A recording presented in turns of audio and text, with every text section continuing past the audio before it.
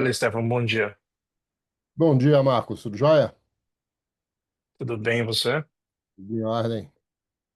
Então, tá bom. Vamos falar de CRQ hoje, né? Vamos falar de CRQ. Vamos falar como é que a gente para de falar Boa. em suposições, para de falar em diferentes metodologias e diferentes métricas e passa a falar sobre o que realmente importa, né? É isso aí. Eu acho que o bate-papo que a gente tem tido com algumas pessoas é onde é que os projetos de CRQ falham, né? Ah, se já existe metodologia para isso, já tem algum tempo, onde é que a gente está errando para poder aplicar isso na prática, né?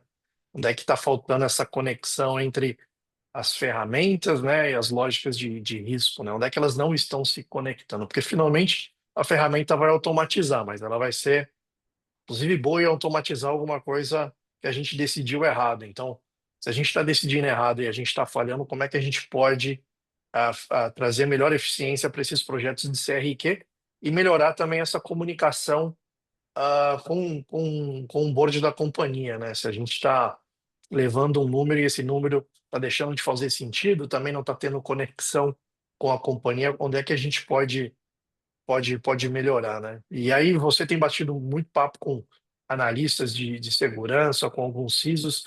ah, Como é que tem sido para você esse bate-papo e onde é que você acha que a gente pode melhorar um pouquinho nessa comunicação?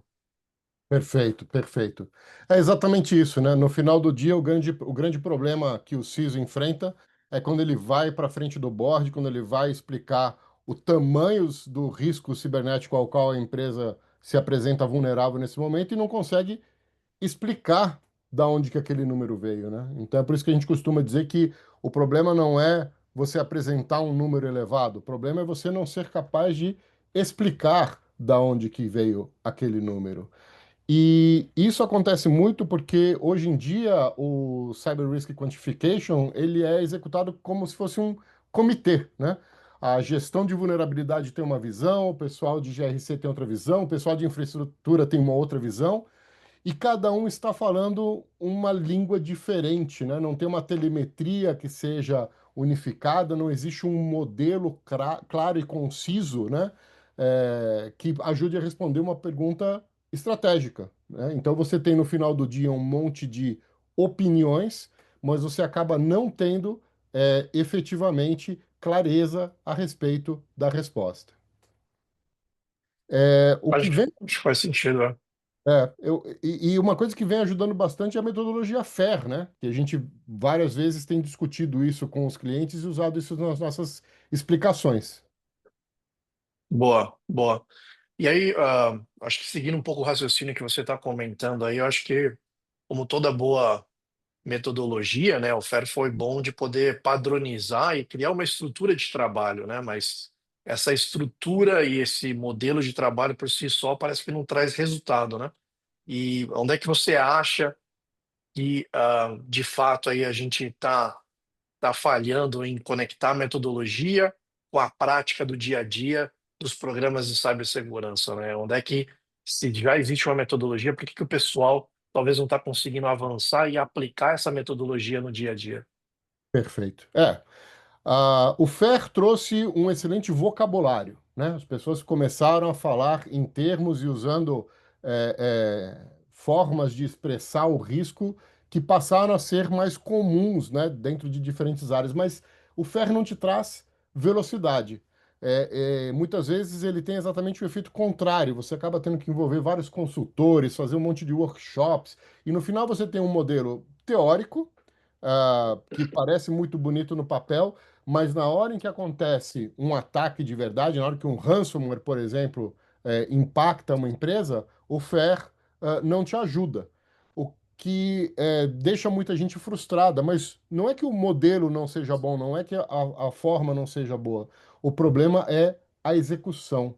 E o que nós buscamos trazer é justamente uma forma melhor de realizar essa execução. Aqui a gente tem um clipe, justamente do nosso assistente virtual, o Bix, demonstrando exatamente uma forma muito mais prática que permite que você pare de perguntar qual é o meu maturity score e você possa perguntar para um sistema que está ali para te apoiar: o que que vai acontecer se eu for atacado por ransomware no dia de hoje? Quais são as minhas prioridades? Como é que eu posso usar esse grande volume de dados que eu já coleto de várias ferramentas que eu tenho no meu ambiente para efetivamente encontrar os melhores próximos passos, definir quais são os controles, definir como é que o meu negócio pode ser protegido contra um ataque. Não, legal. E a gente tá vendo alguns exemplos aí, né, Stefan, na tela da conversa com esse agente AI. Ele está conectado em cima de uma base de informação que já foi mais ou menos organizada, né, para ele poder finalmente, eu acho que gerar relatório aí, né? Exatamente, isso é fundamental, né? O que nós fazemos com o Bix, né, e com a plataforma da Balbix é justamente coletar dados estruturados e não estruturados que já existem no ambiente e trazer isso para dentro de uma plataforma que consegue não só correlacionar, deduplicar e esclarecer, né, trazer uma visibilidade muito mais clara a respeito das informações que já existem na empresa, mas ele agrega também novas informações e essa capacidade que a gente vê aqui de conseguir gerar um reporte de acordo com a realidade do momento específico. Gerar para o nosso CISO, gerar para as nossas áreas envolvidas uma simulação real que deixa de tratar em termos absolutamente hipotéticos e, olhando para a realidade da operação da sua empresa, consegue transformar o eu acho em eu sei, né? Então, Legal. respostas que podem ser trazidas e compartilhadas diretamente. Boa, esse slide fala muito de sair do palpite para simulação real, né? Mais ou menos um SimCity do programa de cibersegurança, né? Como é que a gente faz simulação na vida real e sai um pouco de achismos, palpites, e etc. O que que você vê que muda do ponto de vista dos decisores e dos analistas também que estão trabalhando com dados ali o dia todo, né?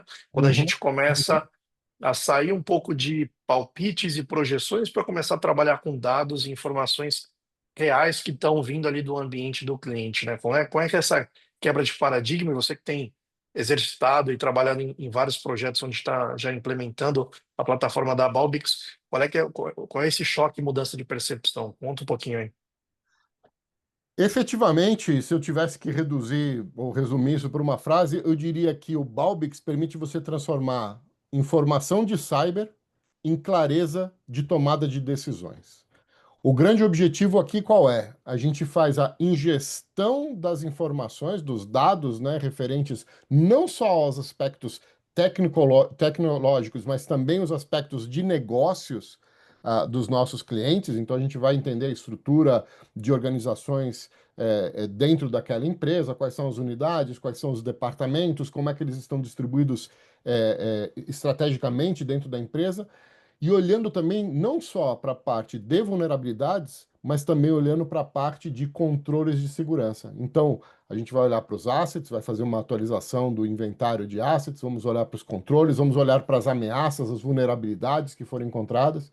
E aí, através dos nossos múltiplos modelos, vamos realizar inferência, vamos calcular exposição, vamos simular risco e vamos apresentar, no final das contas, um número e dizer: este é o seu nível de exposição em valores monetários neste momento, mas mais do que isso, dizer para você como que você pode reduzir de uma maneira defensável, não só pelo aspecto técnico, mas também pelo aspecto da conversa interna na empresa, né? Até para você ter uma discussão de budget, de repente, a respeito de uma implementação de solução de segurança, e de uma maneira que é repetível e muito rápida. Ou seja, eu posso ter essas respostas sendo geradas novamente de acordo com a evolução das ameaças e de acordo com a evolução da própria operação da minha empresa.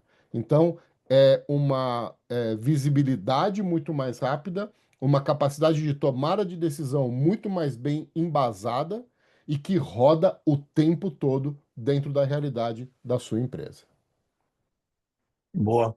Eu tive um chefe que gostava de falar assim, olha, para dizer qual é o problema, eu já sei, eu preciso de gente para trazer solução, né? Uhum, E como uhum. é que é na tua percepção, assim, quando a plataforma deixa só de apontar problema e ela começa a te apontar boas maneiras de resolver esse problema, né? Ou caminhos ideais e eficientes para você resolver esse problema da percepção de risco, hein? Esse é o momento do grande alívio que eu vejo Já, nos olhos dos nossos clientes. O momento em que eles falam: agora eu entendi, agora eu tenho sim a visão do todo, agora eu consigo entender como é que o risco realmente poderia gerar impactos negativos para minha empresa. Porque, bom, você e eu, Marcos, a gente já esteve em reuniões onde, quando a gente apresentou a primeira visão, após algumas horas de trabalho e de coleta de informações, o cliente olhava para aquele número e falava: Meu Deus do céu, mas como assim eu estou com esse nível de exposição? E era um susto muito grande. Mas como já. essa informação ela é plenamente defensável, ou seja, a gente consegue explicar da onde veio esse valor, justamente porque nós estamos, de novo, entendendo o negócio da empresa, isso permite que uma conversa com um CFO, por exemplo, seja realizada dentro do vocabulário, dentro das expectativas desse CFO. Então, entender quais são os cenários de risco mais elevados permitem ao responsável na empresa que ele possa dizer: ok, qual é o meu nível aceitável de risco? E a partir daí decidir por onde que ele deseja efetivamente começar. E, de novo, mantendo um alinhamento entre todas as áreas diferentes da empresa, porque, outra vez, todos eles estão olhando efetivamente para o mesmo objetivo, que é a redução desse risco monetário.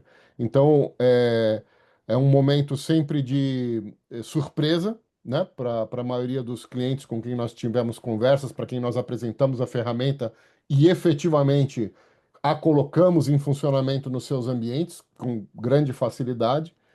E depois do choque vem a percepção do quanto que aquela visibilidade unificada realmente estava fazendo falta. Que legal. Tornar a informação acionável é mais ou menos uma coisa que todo mundo tende a prometer, né? Como é que eu vou traduzir isso e trazer informação que você realmente consegue consumir e Uhum, ter uhum. melhores próximos passos de atividade e sugestões de atividade para você poder resolver esse problema, né? E aí eu queria um pouco da tua ajuda aqui com esse olhar mais técnico, e a tua experiência com os projetos. O que que realmente muda, né, quando a gente coloca essa plataforma no ambiente do cliente? Você lembra aí de algum caso de uso ou algum problema que foi evitado porque a gente conseguiu trazer uma eficiência transformadora aí com melhores próximos passos para o programa de cyber de algum cliente que você tenha conversado? Acho que seria legal dar algum exemplo de como é que a gente consegue tangibilizar essa informação acionada. Perfeito, é isso mesmo. A maioria das soluções, a maioria dos painéis com os quais os clientes estão habituados a trabalhar, eles só vão até a parte da visibilidade e param por ali. Eles te apresentam os números e dizem: olha, essa é a situação. Com o Balbix, a gente dá um passo a mais. A gente vai até a tomada de decisão da ação que deveria ser tomada. Então, a gente consegue representar em termos monetários qual é o custo da inatividade, o custo da falta de uma execução corretamente direcionada para aqueles itens que são mais críticos. Então, quando a gente apresenta é, a explicação por trás da lógica da ferramenta, como a gente vê aqui num ambiente totalmente, né, simulado aqui, você está olhando para cenários de impacto, probabilidades de ocorrência desse cenário de impacto e representação do risco, mas o mais importante, você tem aqui efetivamente quais seriam os próximos melhores passos, quais seriam as ações priorizadas baseadas em impacto de negócios real. Nesse caso, o sistema está me dizendo exatamente o que que eu preciso fazer para resolver um problema que já tem um tamanho e já tem um valor assignado a ele.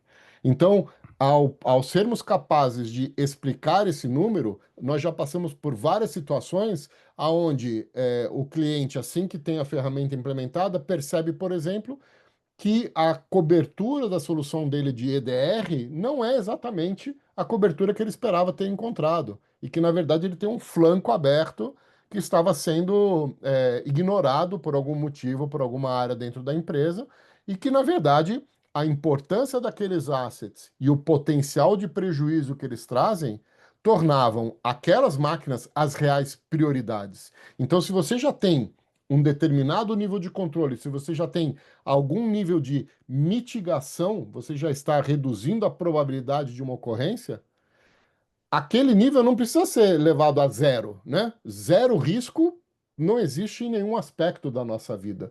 O que você sim precisa fazer é focar naqueles itens que estão mais fora da curva dentro da qual você deseja operar e trazer eles para um nível aceitável. Então, se eu tenho três máquinas, isso a gente vê acontecer com grande frequência nas nossas provas de valor. Eu tenho três máquinas que têm o mesmo CVE.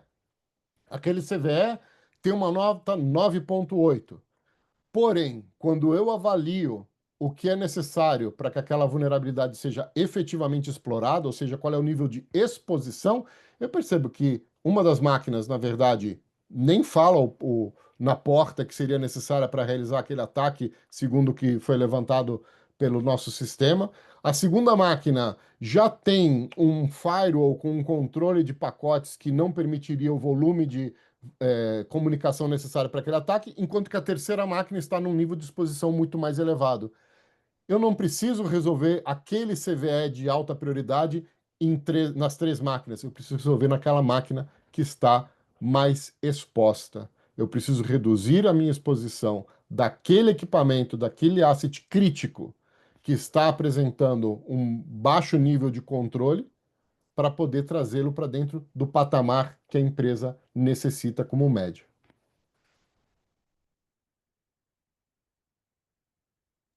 Tem que habilitar o microfone, né? Acho que faz muito sentido isso que você está comentando. Acho que eu vi já também uma outra vez que, poxa, a vida é feita e cheia de problemas, né? Então a gente tem que escolher quais problemas a gente quer resolver, quais Perfeito. batalhas a gente realmente tem chance de ganhar, né? Finalmente tentar e pensar que a gente consegue resolver todos os problemas é meio um sonho, né? É impossível de realizar. Então Sem acho que ter uma dúvida. boa ideia de quais problemas são importantes e realmente fazem sentido da gente se debruçar, gastar energia de resolver e que vão trazer do ponto de vista, aí levando para o âmbito enterprise, né, corporativo, reduzir o risco, né, mas Uhum. daqueles problemas que realmente importam, pensando no negócio, na organização e etc., acho que é fundamental, né? Então a gente vê muitas áreas de cibersegurança meio perdidas, né? Enxugando gelo, Uhum. tentando tratar todos os eventos ou colocando IA só para automatizar. E a gente comentou lá no começo, né? Poxa, as ferramentas de IA são boas de automatizar qualquer coisa, inclusive ah, boas ou más ideias de como resolver um problema. Então, se você decidiu de resolver um problema de uma maneira incorreta, a Uhum. ferramenta só vai automatizar uma decisão errada que você tomou. Então, acho que pensar realmente naquilo que faz sentido de resolver e colocar energia, né, para resolver. O Gartner fala dentro do CETEM de mobilizar, né? Quando a gente vai Exato. mobilizar o orçamento, vai mobilizar pessoas, a gente quer colocar aquilo onde realmente faz sentido e vai trazer o melhor custo-benefício do ponto de vista de redução de risco para o negócio. E alguns problemas a gente sabe que existem, mas Uhum. não está fazendo muito sentido de resolver agora e etc. A gente vai tratar eles com outro nível de prioridade, com outro nível de energia e atenção para o negócio. Acho que é mais ou menos nesse sentido, né, Steph? Com certeza. E você mencionou um ponto muito importante, que é o tempo de resposta, né? Hoje em dia, quando a gente fala sobre novas vulnerabilidades, sobre novas exposições, você antigamente podia pensar em resolver aquilo no próximo Patch Tuesday, na próxima GMUD do mês que vem. Hoje em dia, a realidade é que novas vulnerabilidades podem te expor para um grande prejuízo em questão de poucos dias. Então, ter soluções que não somente podem te ajudar a responder mais rápido, mas que podem ser implementadas de maneira bastante rápida, é um critério que hoje faz todo sentido, né, para as empresas que estão buscando melhorar a sua postura de segurança. Nós tivemos vários casos de implementação, e eu participei de vários deles, onde questão de 6 semanas, nós estávamos em Go Live, nós estávamos com o produto plenamente implementado, integrado ao CMDB, integrado aos dados de controle e já quantificando o risco em termos monetários. E não foi para daqui a 3 meses, foi para agora. Era algo que a urgência da empresa não permitia que se aguardasse muito tempo para começar a ter essas respostas. Então, você trazer informações a respeito do que está acontecendo imediatamente dentro do ambiente e poder reduzir os seus tempos de resposta é algo fundamental para que você possa assegurar a continuidade de negócio, né? Para que você possa evitar prejuízos. E esse evitar prejuízos, essa capacidade de você reduzir, torna a discussão de retorno sobre investimento muito mais interessante. Não só para a solução que faz o controle do seu EDR, a sua solução de firewall, a sua solução de proteção de endpoint, mas para toda a sua estratégia de cibersegurança. Boa. Não, acho o exemplo super legal. É, seria bacana, talvez, Stefan, de compartilhar como é que funciona um pouco da jornada dos clientes da Balbix, né? Por onde é que eles começam, né? Eu lembro da gente conversar que talvez o CRQ não é o início da jornada, né? Eu acho que é o objetivo principal, mas quais são, assim, os quick wins que você pode compartilhar com a tua experiência nesses projetos aqui na América Latina inteira, né? Tem Uhum. perfil diferente, tamanho de empresa diferente, vertical de negócio diferente. Às vezes a vontade é a mesma, mas onde é que você acha que são os pontos cruciais a se considerar e como é que funciona geralmente a experiência, a jornada do cliente dentro desse tipo de plataforma, né? Perfeito.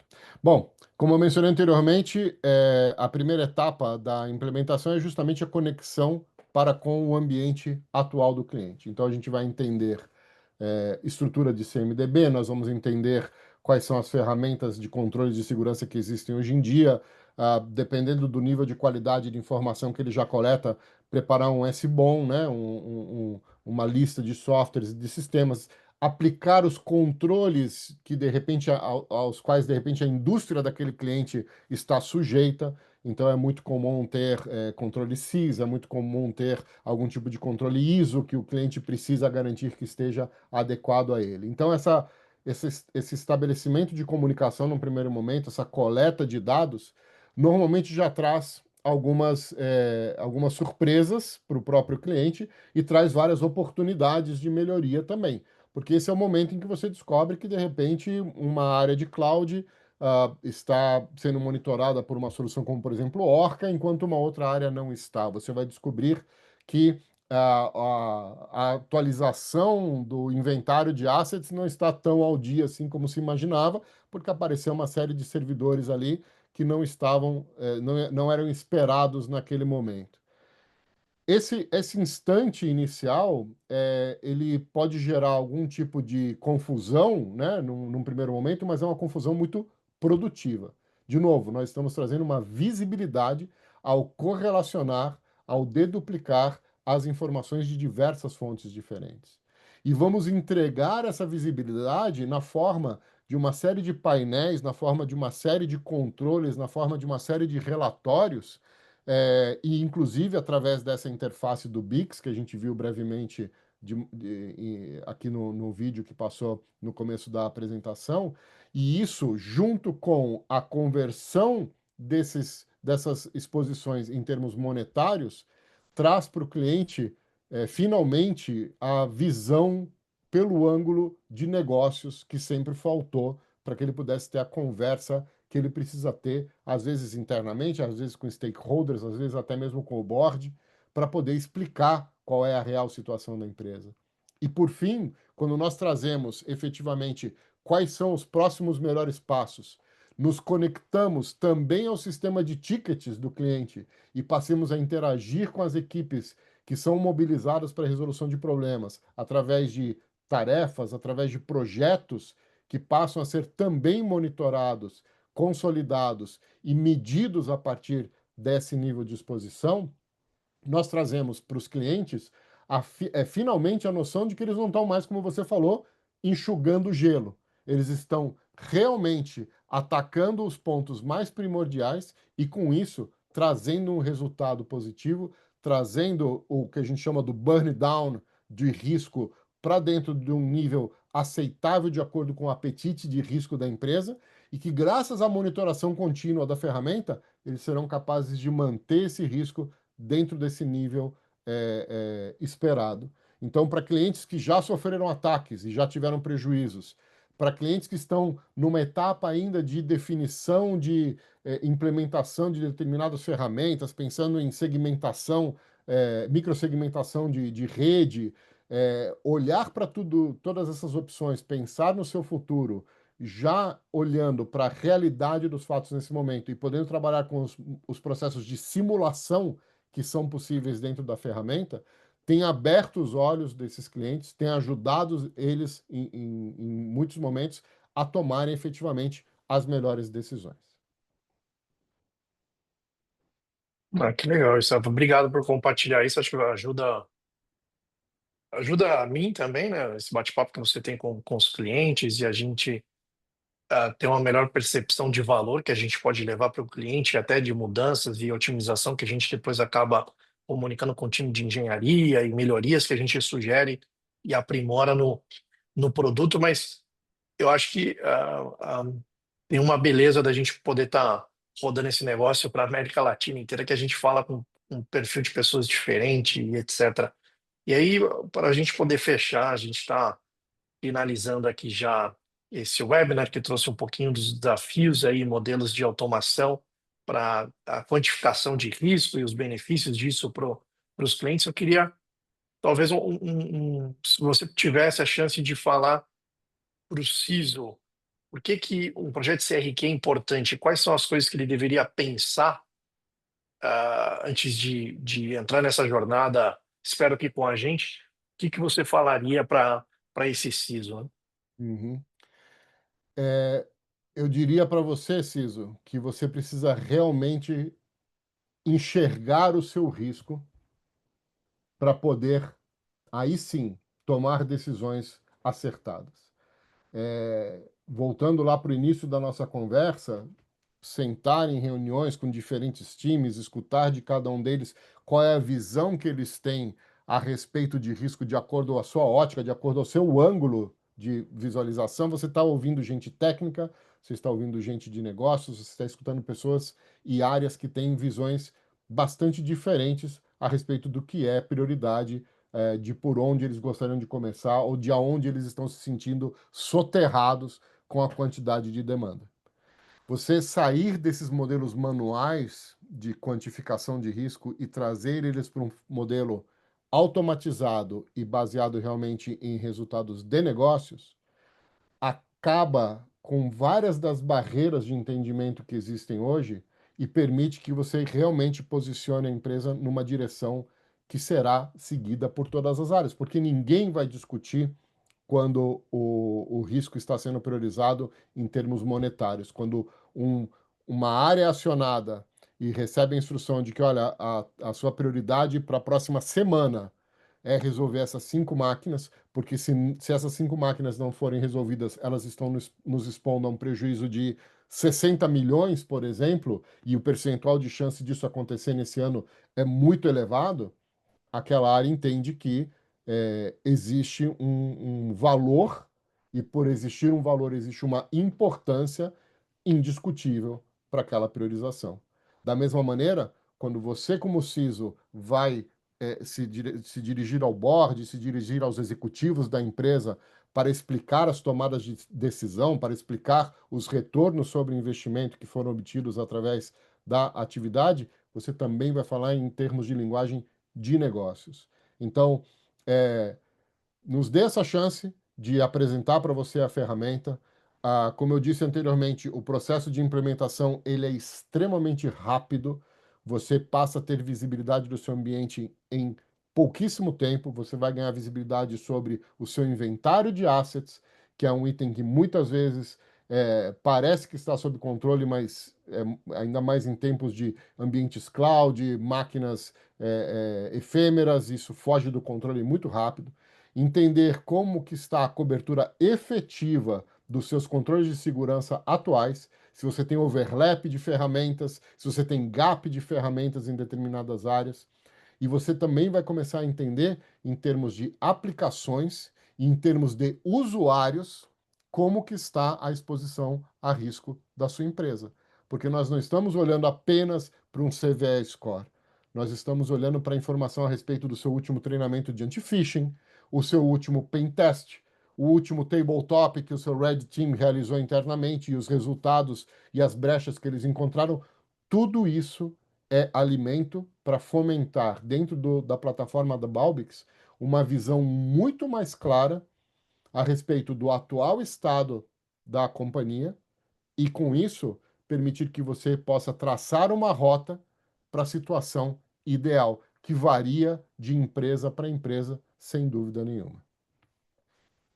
Não, que bacana isso, Rafa. Acho que é uma mensagem super legal. Eu costumo dizer que é uma oportunidade não só para o CISO, mas para o time todo de cibersegurança se conectar e estar mais próximo do negócio, com uma linguagem mais próxima do que as outras áreas estão falando, né? Uhum. Sair um pouco da fadiga operacional, né? E daquela linguagem técnica para começar a pensar, a resolver e falar de risco orientado para o negócio, para o tema específico de cada empresa. Então, acho que no final do dia, acho que tem alguns valores e benefícios de nicho ali específicos para o time de cibersegurança, mas acho que o objetivo maior e macro é a gente permitir com que o CISO coloque uma luz no teu time também para a gente poder brilhar ali e se conectar melhor com o negócio, né? A gente tem algumas perguntas aqui, Stefan. Ah, perfeito. ah, por conta do tempo aqui a gente vai tentar acelerar um pouquinho, mas a gente vê aqui, por exemplo, se isso ajuda, por exemplo, a priorizar os investimentos em cibersegurança. A empresa consegue olhar para isso e talvez decidir onde é que ela vai mobilizar capital e orçamento, o que que seria melhor de fazer ali? Sem dúvida, sem dúvida. De fato, um dos meus painéis favoritos, particularmente, é um painel onde nós temos indicadores de retorno sobre investimento. Esses indicadores, eles são capazes de, através das simulações geradas pela ferramenta, te dar um cenário de qual seria o nível de exposição da empresa caso uma determinada ferramenta não estivesse presente no meu ambiente. Então, isso é interessantíssimo para você poder, por exemplo, pensar a respeito de renovações de contrato, né? Eu vou renovar essa ferramenta de EDR, eu vou renovar esse meu Endpoint Protection, eu poderia viver sem. Esse tipo de reporte que a gente consegue emitir a partir da ferramenta te ajuda a fazer uma análise muito mais produtiva a respeito dos resultados. E mais do que isso, através dos processos de simulação que nós temos para efeitos futuros de implementação, você também pode, ao se deparar com uma exposição muito elevada num determinado asset, num determinado ambiente, numa determinada aplicação que é fundamental para o seu negócio, trabalhar numa espécie de exercício de tabletop com simulações. Olha, o que acontece se eu colocar um EDR na frente dessa máquina? E se eu trabalhar com microsegmentação? E se eu trabalhar com regras de firewall mais restritivas? E a ferramenta é capaz de te mostrar automaticamente o quanto que aquilo representa em redução. Primeiro, de probabilidade de exposição e automaticamente, através do cálculo financeiro, o quanto que aquilo representa em redução quantitativa de risco monetário. Pô, tem mais uma pergunta aqui: como é que isso se adapta para os diferentes tipos de negócio, diferentes tamanhos de organização? Cada empresa tem uma vertical, uma indústria financeira, saúde. Como é que esses modelos funcionam para se adaptar com os diferentes tamanhos ou tipos, né, de empresa? Essa é uma excelente pergunta e é um trabalho muito amplo que nós realizamos, que nos permite, no momento da conexão com o ambiente de um novo cliente, que nós levemos em consideração localização geográfica, indústria, quantidade de funcionários, quantidade de assets, faturamento, entre várias outras características do negócio que vão muito além do aspecto técnico, e nós trazemos através das nossas módulos de inteligência artificial exemplos a respeito das últimas dezenas de milhares de casos de ataques que efetivamente geraram prejuízo em diferentes empresas, e nós podemos então comparar a realidade da empresa do nosso cliente em termos de porte, em termos de indústria, localização geográfica, e comparar maçãs com maçãs. Dizer para ele, olha, o seu risco está calculado nesse montante, não porque os modelos matemáticos, não porque a metodologia FAIR, não porque o NIST, não porque o CIS, não porque tudo isso que a gente também usa está apontando para o nível de risco, mas principalmente porque a realidade é que empresas de um porte semelhante ao seu, na mesma indústria ou na mesma localização geográfica, que tinham essa composição de tecnologia, sofreram ataques que resultaram em prejuízos efetivos e que foram reportados. Então, o, o tamanho do prejuízo, o tamanho da perda que foi efetivamente aferida, está sendo comparada com a realidade do seu ambiente para te dizer: olha, se você não cuidar desse assunto, existe uma alta probabilidade de que você vai ter o mesmo reflexo negativo daquele que aconteceu nesses outros casos conhecidos. Bom, acho que dá tempo de mais uma última pergunta, Stefan. Os dados que a gente coloca na plataforma, né? Que tipo de dados a gente recebe? Como é que a gente decide, talvez, quais dados colocar na plataforma? O que que finalmente ajuda a gente nesse processo de quantificação de risco? Perfeito. A plataforma Balbix ela é capaz de ser alimentada através de dados estruturados ou não estruturados. O que que significa isso? Se você tem uma solução, por exemplo, um Prisma Cloud, com uma simples credencial de API com permissão de leitura, a plataforma da Babel é capaz de ir lá e puxar de dentro da plataforma do Prisma, nesse exemplo, todas as informações contidas ali a respeito dos seus múltiplos ambientes cloud, por exemplo. Por outro lado, digamos que você tem uma planilha que contém os resultados do último treinamento de anti-phishing. Ali tem uma lista dos usuários e a nota que eles receberam no final daquele teste. Essa informação, considerada como dados não estruturados, também pode ser trazido para dentro da ferramenta. O nosso Data Fabric, a maneira como nós somos capazes de absorver essa informação e parametrizá-la dentro da plataforma é extremamente flexível. Isso significa que você pode montar uma tabela, por exemplo, de subnets que explica como que a sua rede está segmentada e essa informação passa a fazer parte dos dados que serão utilizados. Nós buscamos sempre, e isso é muito importante mencionar, por qualidade de informação. Qualidade é muito mais importante do que quantidade. Muitas vezes você tem ferramentas que estão sim conectadas ao ambiente, mas que não trazem mais do que um hostname, um endereço IP, ou seja, informação que, do ponto de vista de risco, não vai agregar em muito. Para casos onde o cliente de repente está numa etapa de implementação de ferramentas, onde ele não tem ainda um endpoint protection que está trazendo muitos detalhes, é importante mencionar que Balbix também conta com agentes e com sensores que podem ser utilizados em conjunto com as suas ferramentas já existentes para ajudar nessa coleta de informações. Então, a flexibilidade que nós temos para essa conexão, e, inclusive o nome do conector é o Flexible Connector, para casos de arquivos, para casos de informações que não vêm estruturadas de dentro de sistemas, traz uma grande vantagem para que a gente possa realmente correlacionar informações das mais variadas fontes e que essas informações possam então ser trazidas para dentro da plataforma, protegidas, isso é sempre importante mencionar, obviamente que nós trabalhamos com várias camadas de criptografia para garantir a segurança dos dados dos clientes, mas os inputs, os parâmetros, as configurações da ferramenta também estão 100% abertas, ou seja, não existe nenhuma conta secreta acontecendo dentro da ferramenta, você é capaz de ajustar parâmetros de acordo com a sua realidade específica.